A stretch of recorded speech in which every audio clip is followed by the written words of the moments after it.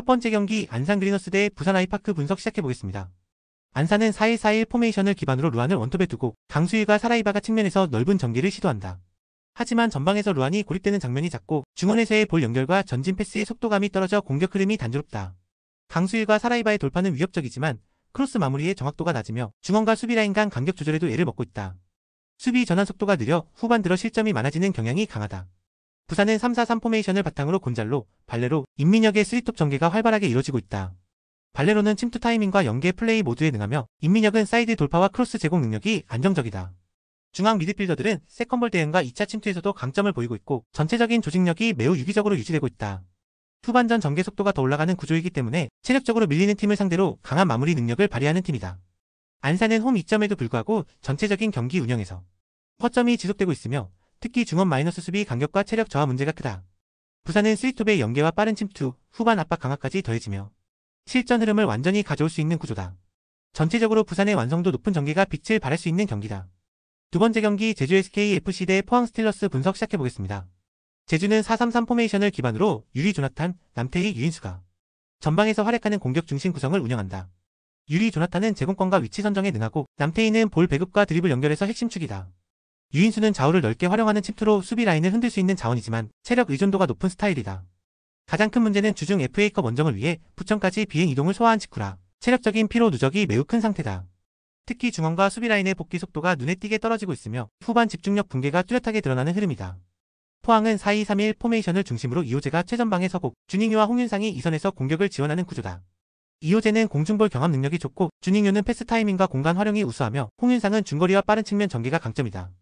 특히 이선 라인의 유기적인 움직임이 잘 맞아떨어지고 있으며 중원 압박과 세컨볼 싸움에서도 우위를 가져오는 경향이 뚜렷하다. 수비 라인도 탄탄하게 정비된 상태며 실점 억제력 역시 최근 경기에서 안정세를 보이고 있다. 제주는 FA컵 원정 이후 피로가 누적되어 수비 집중력과 전개 완성도 모두 저하된 상태다.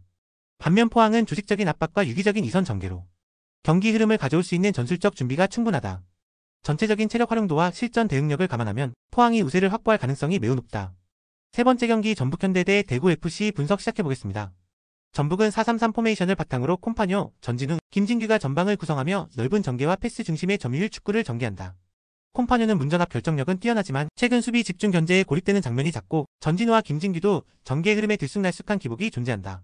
전체적으로 측면 전개는 안정적이나 상대가 라인을 내리고 버티는 구조에는 득점기의 창출이 저하되는 경향이 있다. 중원 압박은 강하지만 경기 후반 들어 템포가 떨어지면서 전방 압박이 느슨해지는 흐름도 나타난다. 대구는 3-4-3 포메이션을 사용하며 정치인 마이너스 세징야 마이너스 라마스 3톱이 전방을 구성한다. 세징야는 탈압박과 패스 타이밍 조절에서 큰 강점을 갖고 있으며 라마스는 중거리와 공간 창출이 뛰어난 자원이다. 정치인은 전방에서의 연계 플레이에 능하며 제공권도 보유하고 있다.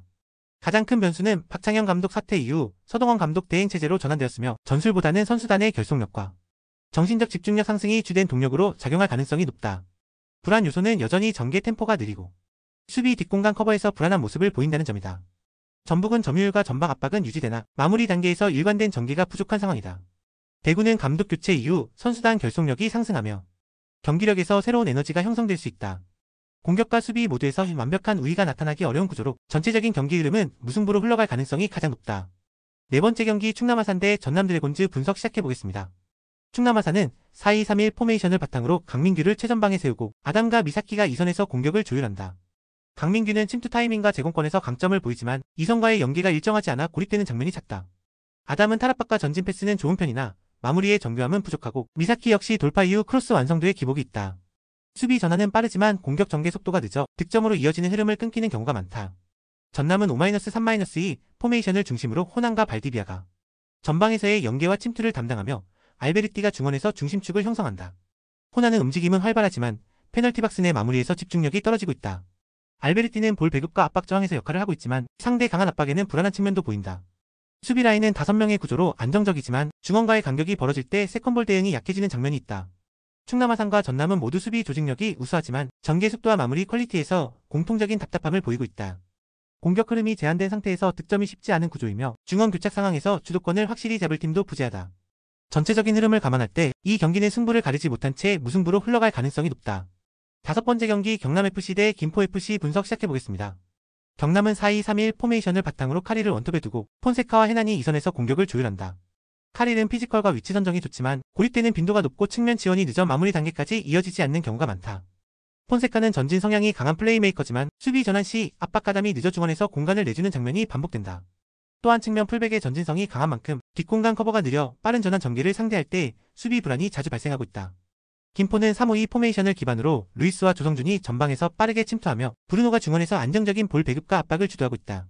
루이스는 제공권과 몸싸움에서 강점을 보이며 조성준은 측면으로 벌려주는 움직임으로 공간을 열어준다. 브루노는 활동량이 매우 풍부하고 상대의 느린 전환 타이밍을 집요하게 공략하며 탈압박 능력도 뛰어나다. 수비 라인은 300으로 구성되어 있어 중앙 수비 집중력이 높고 특히 후반 들어 수비 응집력이 오히려 올라가는 팀 특성을 보인다.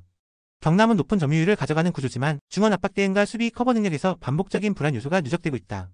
반면 김포는 실리 중심의 역습 전개와 후반 집중력 유지 능력을 통해 경기 흐름을 주도할 수 있는 역량을 보유하고 있다.